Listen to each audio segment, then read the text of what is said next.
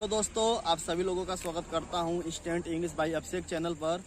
तो आप लोगों से ये कहना चाहता हूं कि backbone of English for beginners वाला जो प्लेलिस्ट है उसमें मैंने जितना भी वीडियो अपलोड किया है सारे वीडियो को जा करके आप लोग एक एक करके उसको वॉच कीजिए। और वॉच करने के बाद से आने वाले नेक्स्ट 2 वीडियो में जो आगे हमारा जो 2 वीडियो आएगा उसमें हम लोग प्रैक्टिस करने वाले हैं। जो भी हमने सीखा है, क्या क्या हमने सीख लिया है, चलिए मैं बता देता हूँ। डूअर सब्जेक्ट, ठीक।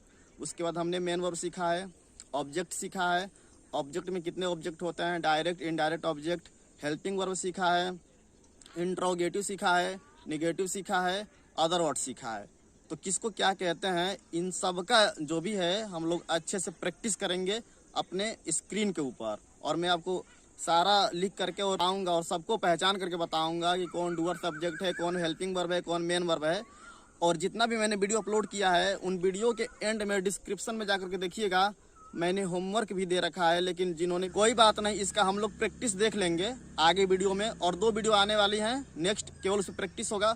उसके बाद हम लोग धीरे धीरे एक एक स्टेप करके आगे बढ़ेंगे और बहुत ही अच्छी पकड़ बनाएंगे हम लोग एक साथ मिल करके इंग्लिश के ऊपर। और देखिए जो भी कुछ भी मैं पढ़ा रहा हूँ आगे जितनी भी वीडियो आएंगी सब में बिल्कुल अच्छे से मैं कवर करूँगा, बिल्कुल बेसिक टू एडवांस लेकर जाऊँगा। जिनको कुछ नहीं पता होगा उनको भी बहुत कुछ सीखने को मिलेगा। और जो कुछ भी मैं बताऊँगा पूरा doer subject, main verb, helping verb, interrogative word, negative, other words, ये सब कुछ पहचान करके उस अलग कर दूंगा। उसके बाद से ही हम लोग ट्रांसलेशन के ऊपर जाएंगे। तो चलिए चलते हैं स्क्रीन के ऊपर। तो दोस्तों हम चलिए इसमें जो हमारा पहला सेंटेंस है ध्यान से देखिए आप लोग। हम लोग उसे पीट रहे थे, हम लोग उसे पीट रहे थे। कौन पीट रहा था? हम लोग। पीटने का काम कौन कर रहा है? हम लोग। ये जो हम लोग जो शब्द हैं दोस्तों, किसी वाक्य में अगर कोई शब्द कोई काम करता है तो क्या होता है हमारा, मैंने पहले ही बताया था ना कि वो क्या होता है, वो हमारा क्या होता है, डूअर होता है, DOER। और जो डूअर होता है वही शब्द हमारा सब्जेक्ट भी होता है। क्या होता है दोस्तों? सब्जेक्ट भी, जिसको हम शॉर्ट फॉर्म में SU भी कहते हैं, ठीक है।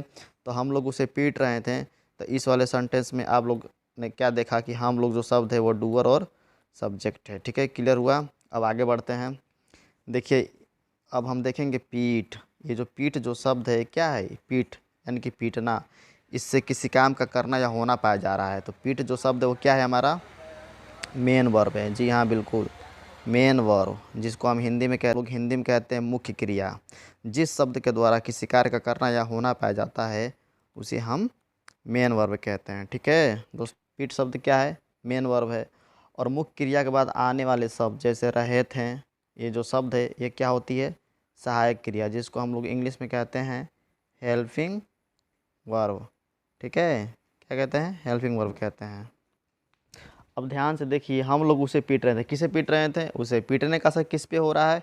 उसे। ये जो उसे जो शब्द है इस पे हो रहा है और इसमें केवल एक ही ऑब्जेक्ट है, तो उसे को हम केवल OBJ कहेंगे शॉर्ट फॉर्म में, और ऐसे फुल लिखेंगे तो ये हमारा ऑब्जेक्ट हो जाएगा, ठीक है। तो चलिए इसमें हम सभी को पहचान गए कि कौन सा शब्द क्या है। तो चलिए एक बार फिर से आपको बता देता हूँ कौन सा शब्द क्या है। हम लोग डूअर सब्जेक्ट है, पीट मेन वर्ब है, रहे थे हेल्पिंग वर्ब है, और उसे क्या है? ऑब्जेक्ट है। वीडियो थोड़ा लंबा होगा लेकिन आपको समझ में आएगा, तो इसलिए वीडियो को पूरा देखना है। चलिए दूसरा सेंटेंस हम लोग देख रहे हैं कि वे लोग देवरिया जा रहे हैं। जाने का काम कौन कर रहे हैं? वे लोग। जो शब्द किसी काम को करे वो हमारा सबसे पहले क्या होता है? डूअर होता है। क्या होता है? डूअर। और जो शब्द डूअर होता है वही हमारा क्या होता है? सब्जेक्ट भी होता है। अगर आपको नहीं समझ में आ रहा होगा, backbone of English for beginners वाले प्ले लिस्ट में जा करके अच्छे से देखिए। अब ये देखिए जा ये जो शब्द है, जा में क्या करेंगे हम? ना मिलाएंगे तो हो जाएगा हमारा जाना। जाना क्या है? जाना शब्द क्या है? किसी शब्द के द्वारा किसी कार्य का करना या होना पाया जाता है उसे हम मेन वर्ब कहते हैं, मुख्य क्रिया कहते हैं, ठीक है। तो जाना मेन वर्ब है। मुख्य क्रिया के अंत में आने वाले शब्द ही क्या कहलाती हैं? सहायक क्रिया, जिसको हम लोग कहते हैं हेल्पिंग वर्ब। जैसे कि रहे हैं, था है, ती हैं, रहे थे, ये जो शब्द आते हैं।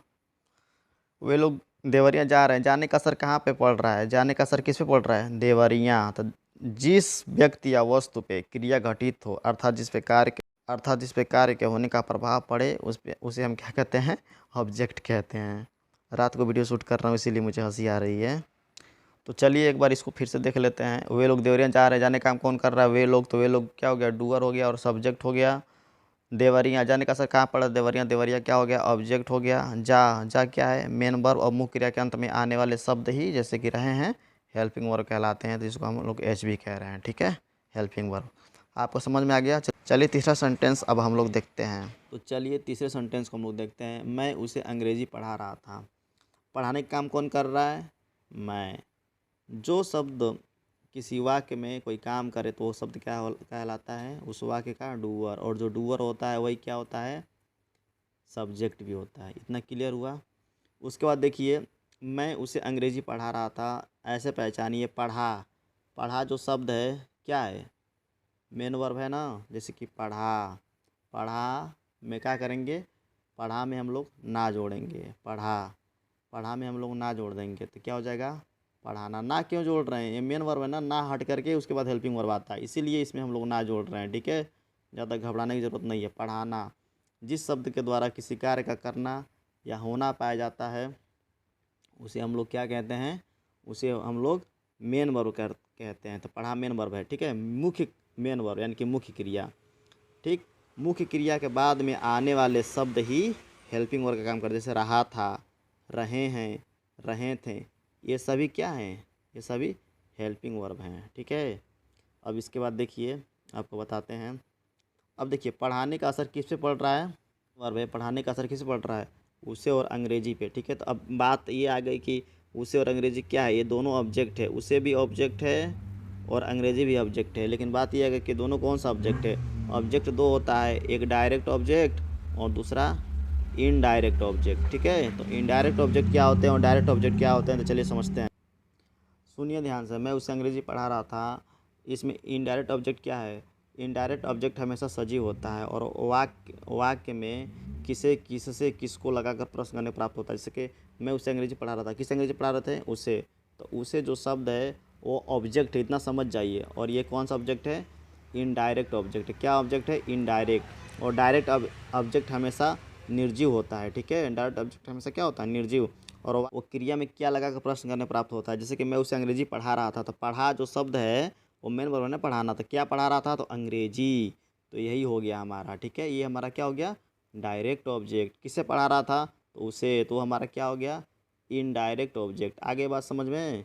चलिए चौथा सेंटेंस है, हम लोग हिंदी बोलेंगे। बोलने का काम कौन करेंगे, हम लोग। तो हम लोग काम कर रहे हैं ना, तो हम लोग जब कोई काम कर रहे हैं तो हम लोग क्या हो गए, डूअर। और जो डूअर होता है वही क्या होता है, सब्जेक्ट भी होता है, ठीक है।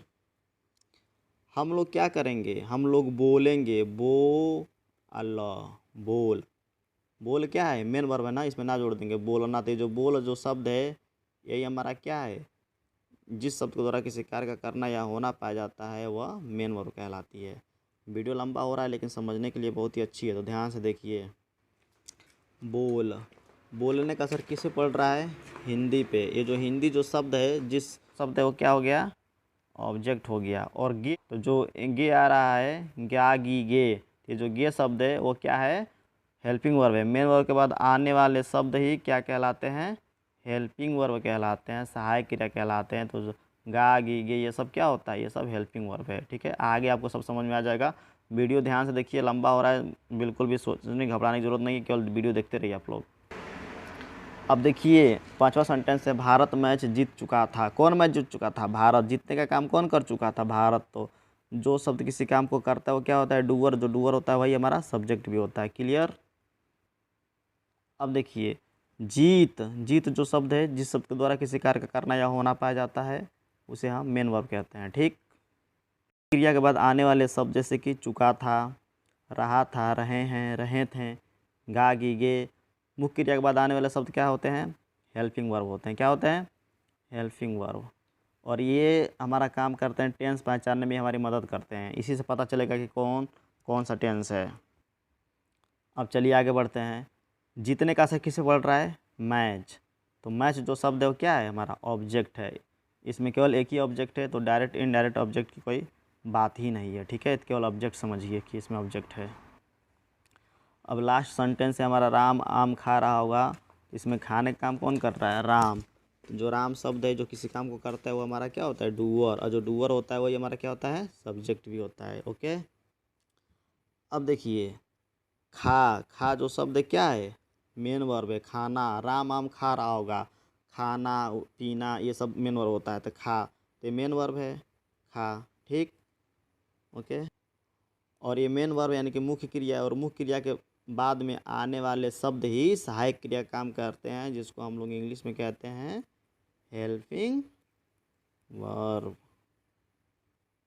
अब ध्यान से देखिए, राम खाने काम कर रहा है तो राम डूअर सब्जेक्ट हो गया, खा मेन वर्ब हो गया, रहा होगा हेल्पिंग वर्ब हो गया।